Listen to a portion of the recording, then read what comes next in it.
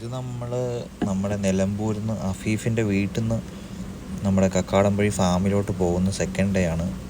ആദ്യത്തെ ദിവസം നമ്മളിങ്ങനെ പോയി ഫാമിൻ്റെ സ്ഥലമൊക്കെ കണ്ടുപിടിച്ച്, രണ്ടാമത്തെ ദിവസമാണ് നമ്മൾ JCB ഒക്കെ വിളിച്ച് എല്ലാം റെഡിയാക്കി ഫാമിൻ്റെ ബോർഡറൊക്കെ ഒന്ന് തിരിക്കാമെന്നുള്ളൊരു പ്ലാനിൽ പോകുന്ന വഴി ഉള്ള വ്യൂസാണ് ഈ കാണുന്നത്.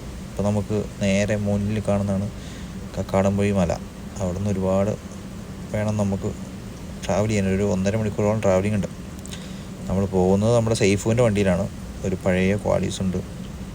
വണ്ടി പഴയതാണെങ്കിലും എൻജിൻ പൊളിയാണ്. ഇത് അവിടെ നിന്നുള്ള വ്യൂ ആണ്. അപ്പോൾ നമ്മൾ മേലെ അങ്ങ് കയറി എത്തിയിട്ടും താഴെ JCB വരാൻ വേണ്ടി കുറേ നേരം വെയിറ്റ് ചെയ്ത് നിൽക്കുകയൊക്കെ ചെയ്തു.